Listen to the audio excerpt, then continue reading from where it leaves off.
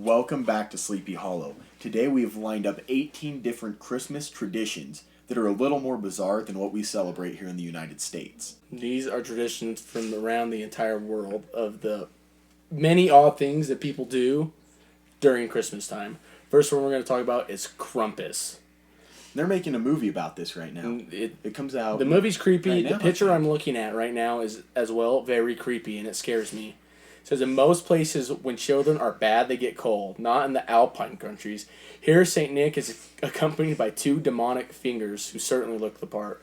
Krampus, children are told, will put them in a sack and drag them to hell if they have been bad. If you are lucky, it's a bad day when Percha gets her hands on the naughty children. She allegedly will rip open their abdomen and pull their guts out and stuff them with straw. That's a little worse than the elf on a shelf thing that we've got. This takes naughty to a whole nother level. This isn't just like scaring your children into being good. This is like mortifying them. They won't sleep. It's petrifying them because look at the face on this thing. It is just ugly. Yeah, it is. And scary. And I wouldn't be able to sleep at night if I had to stare at that knowing I did something bad that day. I want to know who came up with this one. Because this is... A lot of time on their hands, and their kids must have been bad. Those were bad kids. They did not behave themselves. So this one's a little bit better. Every year in Italy during a festival of... I can't say that word. It's a pretty Epiphany? big word. I don't think it is. Epiphany. But it's an Italian word. And this old witch, known as La Befana, walks through the village streets giving gifts to children. So it's just the Italian witch Santa. Yeah. She's a nice lady, at least. She's not as creepy as Krampus. That guy's pretty messed up. This one's interesting as well. This is called skating and toe tags.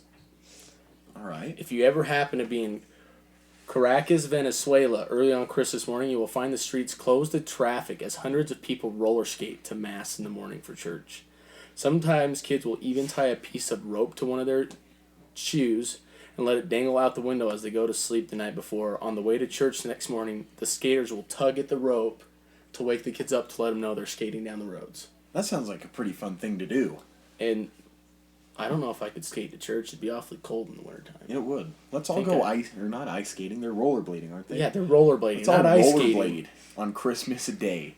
I think I'd freeze to death. I don't know if I could have it in me to last that long, even though it's like 2 blocks away. I can't even walk to church.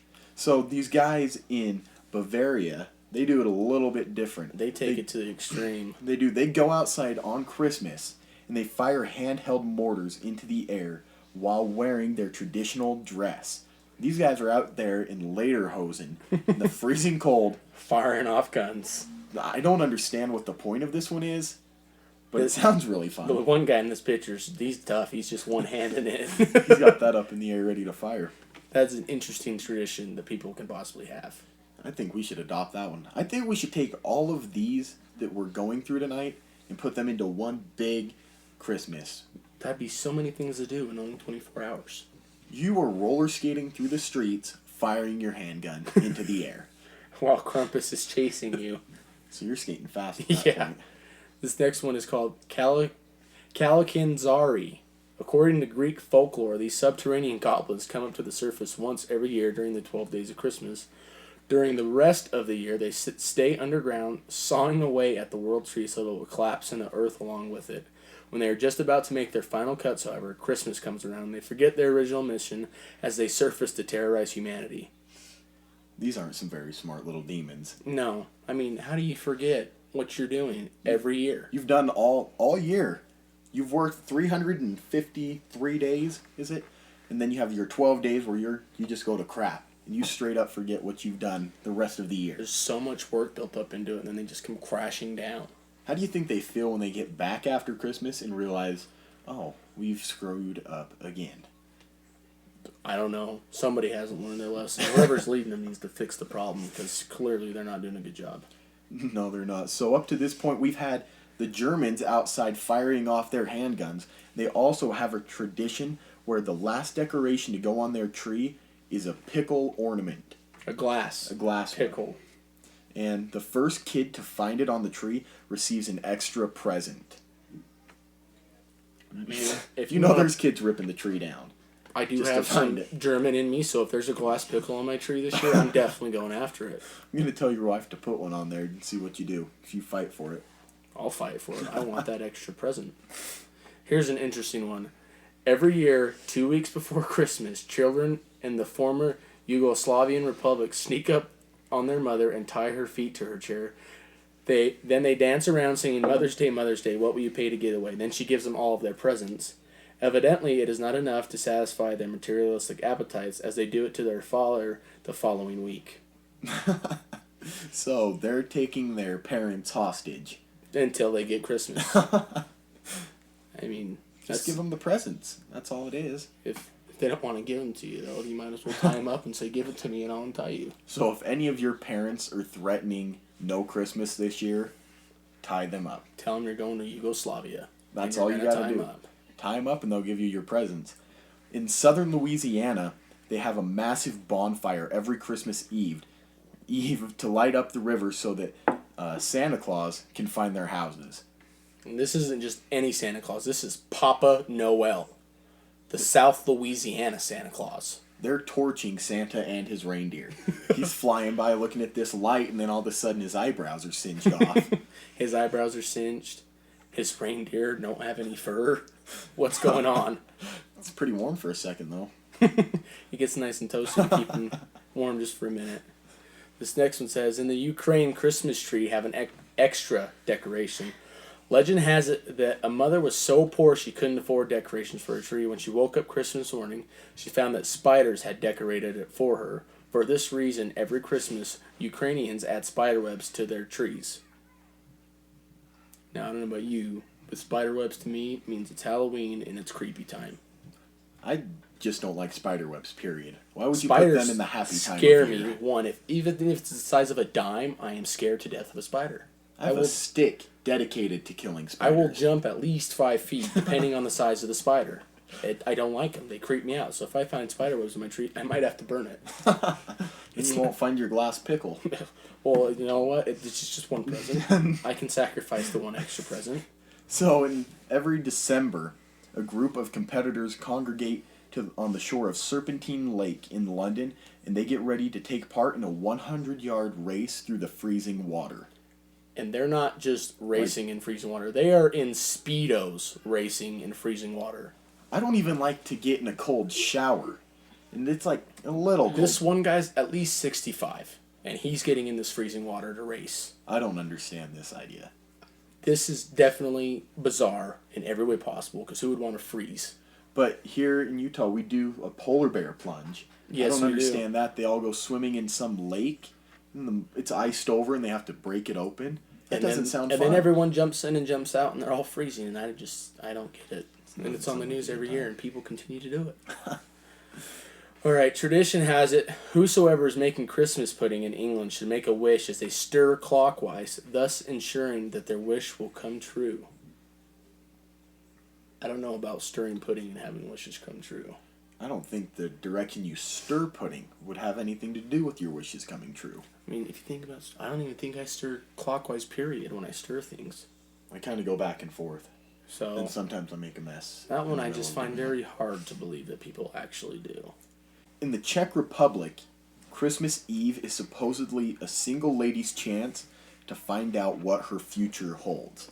So, standing outside her front door, if she throws a shoe over her shoulder and it lands with the toes pointing towards the door, she'll be married within a year. I don't understand this. Where do you come up with this idea? I have no idea. It's probably But- some parents just trying to give their daughter hope at some point. At some point in life that they might get married. Possibly. Just go throw a shoe over your shoulder tonight. I mean, it doesn't You'll even see. specify what shoulder. It's not a real tradition if it's not incredibly specific. I mean, my goodness, you gotta have a legit shoulder, throw it left or right. You can't just say throw it over a shoulder. Here's a good one. This is broom stillers. If you want to be able to clean up after the holidays in Norway, you'd better hide your brooms on Christmas Eve. Otherwise, broom stealing witches might come to your house and steal all of your brooms. Just use a vacuum. Who They're needs a broom? witches. Witches. The only time are witches fake. have ever flown on a vacuum, not a broom, were in like the 1990s movies when they were trying to be like Why are you hating on Hocus Pocus? I'm not hating on it. I'm just saying that's the only time they're not using brooms. So it makes sense. But some lady probably just lost her broom one night and blamed the witches. Back in the day. Yeah. So this is one of the stranger ones we have on our list. On December 8th in Catalina, children begin to feed a log that that the family keeps in their home. That's not all. They cover it up so it doesn't get cold, and then on Christmas Eve, all the children begin beating the log so it will poop out their presents. This is like a piñata taken to a whole nother level. Piñatas don't poop anything out, though. They just break and give you candy. I'm pretty sure sometimes the butt breaks first and candy comes flying out. But this is specific, that they think this piece of wood poops out presents from beating it. I'd like to know how Mom and Dad are able to carve out this log without them noticing to put presents in there. I don't know if maybe they just expect it to like poop them out in the night. Maybe it happens and we just aren't good believers. No, that's why we don't celebrate this tradition. This is an interesting one. In Slovakia, there is a curious tradition where the patriarch of the family fills his spoon with locusts, a type of pudding, and it flings it at the ceiling. The more he can get stuck up there, the better his harvest will be for the next year. Sticking food to your ceiling predicts the future. I don't know why we're talking about this. Not just your future, it's talking about your harvest. So if you're a farmer, you better start flinging some of this stuff to the ceiling. I thought this was a well-known practice. Guess not. What's all the pudding doing on my ceiling at home? I thought it was to tell how well my day would go. I guess not. Bet you better become a farmer then. So there's this Welsh tradition, and it involves a person being covered in a sheet while holding a horse's skull on a pole. Now the jaw is usually spring-loaded so that when they walk around town, it can snap at people, and it wreaks havoc. It's just like this huge puppet. It's like those Broadway Disney shows where they walk around. With a giant skull. Yeah, and they just chase you through snapping the at people. As a kid, I was terrified of the people that chase you around a parking lot in a haunted house. I can only imagine what I would act like if a giant horse came at me, snapping its mouth together as a skull. And they keep doing this. That's the thing. I would be running for the hills. If you've ever read an article about the 25 strangest foods from around the world, then maybe you're already well versed in the eating habits of other cultures. This one usually weird. Very weird. But this country takes it to a whole nother level. In Greenland, Christmas lunch consists of auk, spelled A-U-K, a type of bird that has been wrapped in seal skin and buried for over half of a year. So it's like jerky. But it's buried in the ground. And then they dig it out and eat it for lunch on Christmas. You know a bunch of people get sick from this one. The picture is disgusting just looking at it. I would try it, though. I mean, if I'm in there... You would actually try that. Why not?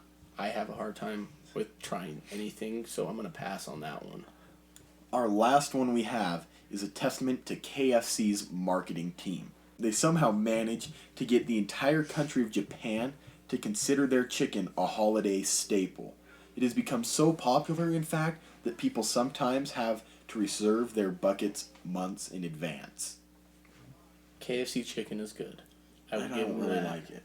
Not the best, and definitely not Christmas dinner worthy. I wouldn't reserve it a day in advance, and these guys are months. It has to be love it. It has to be like a mood thing for me, where I'm like, KFC sounds good. I want some.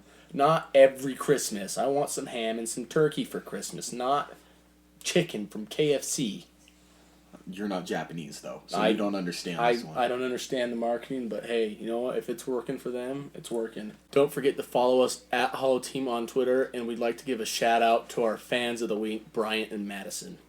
You can also get our t-shirts at shop.spreadshirt.com/hollowteam. Welcome. Wait for it, I can do it. I promised I can do it. Maybe Nico should do it. Alright, He found his zen. Found my spirit animal. What the? Keep it together, please. Don't.